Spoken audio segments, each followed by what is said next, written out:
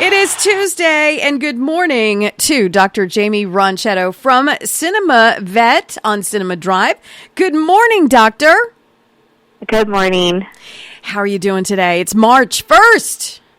I know, crazy. I'm just flying.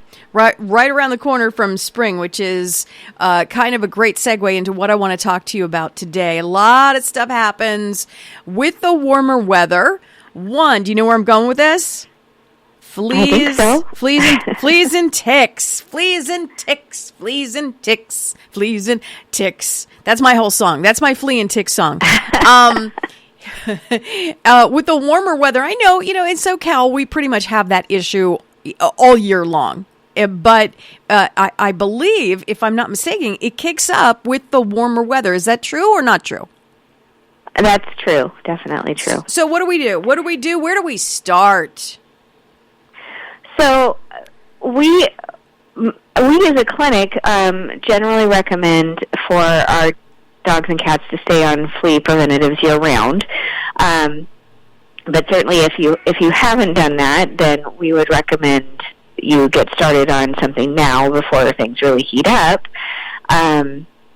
Generally we have them on something monthly, so they would take something at the same time once a month every month to cover for fleas and ticks. And then we also recommend heartworm prevention, because heartworm is one of those little nasty parasites. It's a cardiovascular parasite, and it's transmitted by mosquitoes, which we certainly see more in the warmer months as well.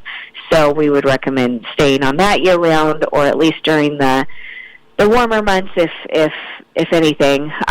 Year-round is always best, so you aren't having any kind of break in protection.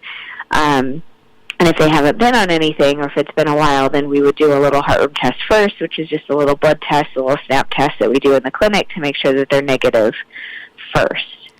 I've seen a lot of different, as everyone has, I'm sure, on TV commercials.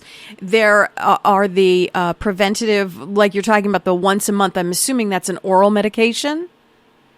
Correct. And it's a once a month thing. And we also see flea and tick collars. What's the difference between the two? And how exactly does the oral medication work? Because to me, it's, flea and tick, that's a fleas and ticks get on your skin. So how exactly does that work? I know that's two questions in one, but go ahead. So I prefer either the oral, or there is a topical form that you can use also, that you apply it to their skin, and it soaks into their skin. I prefer one of those just because I feel like both of those work better than the flea collars. I feel like, at least in my experience, the flea collars don't necessarily protect the entire animal. It works best around the collar itself, and then doesn't really work other areas. And I've seen some reactions with cats, especially using flea collars. They don't typically do well with those. So I prefer the other kind, which work more systemically. The small amount of parasiticide works, to come up through their skin, basically, and works that way rather than just in one small area.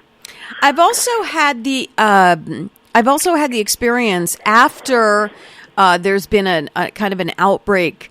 My dog in past years has been what they call dipped. Is that still a thing where they dip them into a medication to kind of like start from ground zero? Is that still a thing? I think it's more a thing with groomers to do that, the flea dips or the flea shampoos.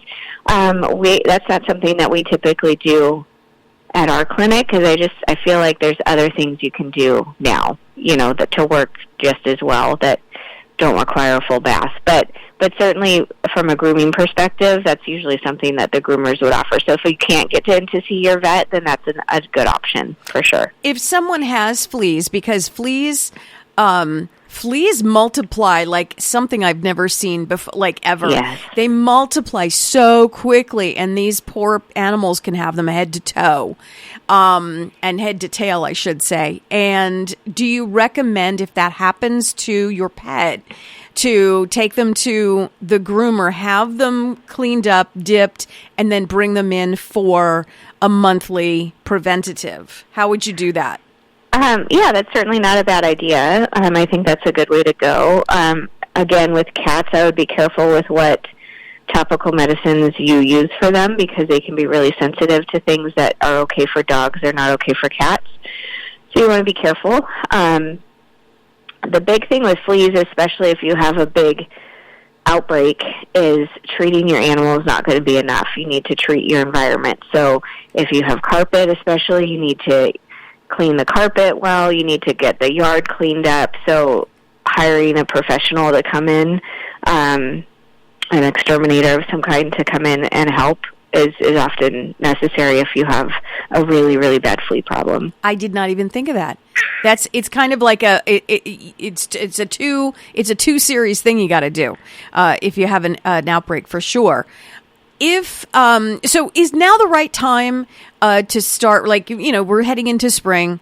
Is now the right time, if no one's ever been on any kind of preventative, is now the right time to do something like that? Absolutely. Okay, and we can do that at Cinema Vet with Dr. Jaimie Ronchetto and her team. The number is 661-253-9300. That's 253-9300. Or you can go to their super duper cool website. It's very cool, by the way. It's at cinemavet.com. Well, I know you just changed it up recently, and it's very, very cool. Yeah, it's very, very cool. Are you still doing curbside service or no? We are switching back to offering both. So if you want to stay curbside, you're more than welcome to, or there's an escort type of service where we will come out and bring you into an exam room, so one person with their pet can be with Fantastic. So it's a hybrid, at CinemaVet, 253-9300, 253-9300. If you are in the market for an extremely awesome veterinarian, go to Dr. Jaimie Ronchetto and her team at CinemaVet. Dr. Jaimie, thank you so much for spending some time with us this morning. Always appreciated. Oh, thank you so much.